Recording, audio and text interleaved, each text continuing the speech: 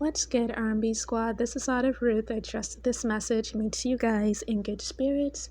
If you're new to this family, we don't believe that you're here by accident. Welcome. We're happy to have you, and Jesus is, of course, always happier.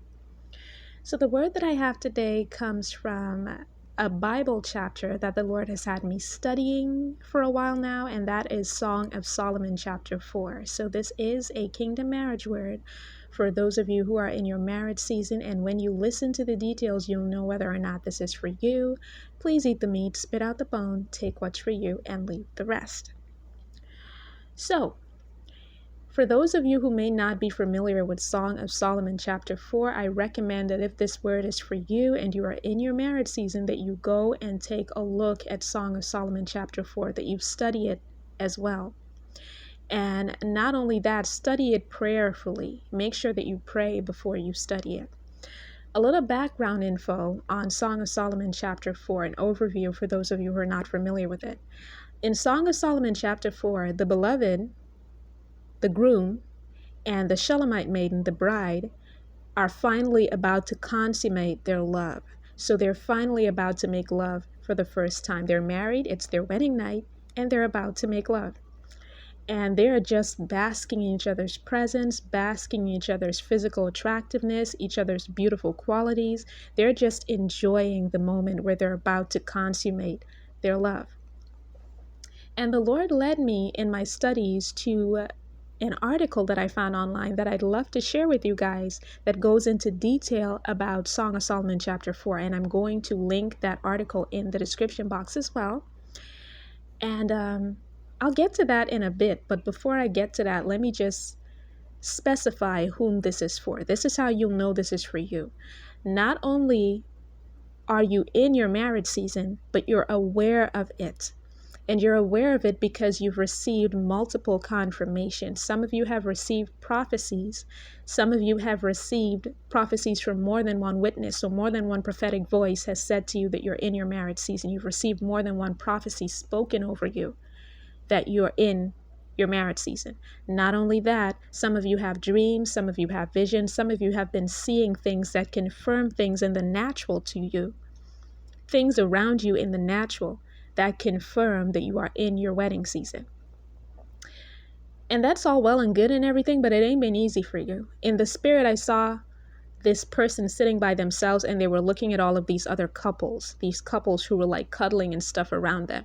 And that person was acutely aware of the fact that they were by themselves, sitting there by themselves. But I also sensed that there was somebody that was connected to this person who just wasn't physically there with them at the moment. So that is where you're at. You're single, but God has already selected someone for you, whether or not you know that person. And it ain't been easy for you. That person sat there looking at these couples, and it wasn't easy watching these couples. They're cuddling and they're just sitting there by themselves. And it ain't been easy. And it has not been easy, particularly for you to stay celibate. I'm just going to go ahead and go there and say it the way the Lord showed it to me. It has not been easy for you to stay celibate. Now you have stayed celibate. You have stayed pure. And even if you did slip up and break your celibacy, you got back on the wagon and you kept going. You repented, you got back on the wagon, and you became sexually pure once more. You've been keeping yourself pure before the Lord, working very hard on it. And like I said, it has not been easy because, child, it's like Little Caesar is over there. You are always hot and ready. Okay? So it has not been easy for you. And you have gone to the Lord maybe sometime recently, maybe sometime before. And this is a huge confirmation to you if you've done this. And you have said to the Lord, I don't know how much longer I can do this. I don't know, Lord. I don't know how much longer I can hold on because I have needs. I have needs, Lord, and I need to have those needs addressed. You put those needs in me, so they're good, wholesome needs, but I can't attend to them until I'm married now. So I don't know how much longer I can hold on. That's what you said to the Lord. You got real and honest with the Lord. The Lord is saying, hold on. Hold on. Your wedding night is coming. Not just your wedding day, but there was emphasis on the wedding night. This is why he had me studying Song of Solomon chapter 4. This is when all the guests were gone, and now the beloved and the Shulamite maiden, the bride and the groom, were together by themselves, and they were about to consummate that love. Okay? So the Lord is saying your wedding night, He knows you're burning.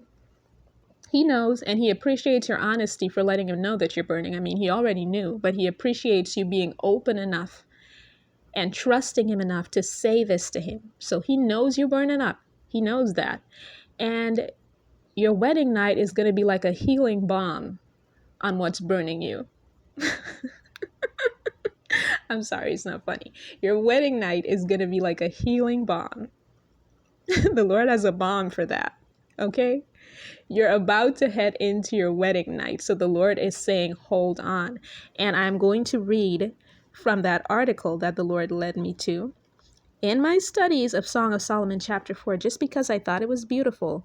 And it comes from a website called Relevant Bible Teaching. And I am going to link the article in the description box, like I said, for those of you who'd like to read it. So reading from verse 1 to 4 of Song of Solomon chapter 4. How beautiful you are, my darling. How beautiful you are. Your eyes are like doves behind your veil. And now this is what the article says about those verses. Only now, after the marriage vow has been publicly declared before God, does the groom begin to compliment the sexual features of his beloved bride or soon-to-be lover. Starting at the top of her body, he expresses how much he adores each part as he moves downward. He compliments her beauty, her eyes, even though she still has a veil on, and her hair in imagery that she would have appreciated. And he says to her, your teeth are like a flock of newly shorn ewes, which have come up from their washing, all of which bear twins, and not one among them has lost her young. Your lips are like a scarlet thread, and your mouth is lovely. Your neck is like the Tower of David, built with rows of stones, on which are hung 1,000 shields, and all the round shields of the mighty men.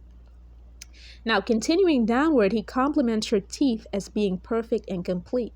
He compliments her lips, her mouth, and her temples. He compliments her neck, which is adorned with flattering jewelry. Your two breasts are like two fawns, twins of a gazelle, which feed among the lilies until the cool of the day. When the shadows flee away, I will go my way to the mountain of myrrh and the hill of frankincense. Up to this point, he has appreciated her form, but he had not indulged his mind about her sexual features. Now he directly compliments her about her breasts. He says that he will appreciate her beautiful breasts until the nighttime when the shadows flee away. She doesn't think that his speech about an adoration of her breast is silly or weird. She appreciates the compliment, delights in his delight, and even is turned on by his further romantic speech. You are altogether beautiful, my darling, and there is no blemish in you. So you are going to have a heaven of a wedding night, beloved. Just hold on, it's coming. I hope this message blessed someone. I love you guys. I will be back with another word as soon as the Lord releases me. Take care.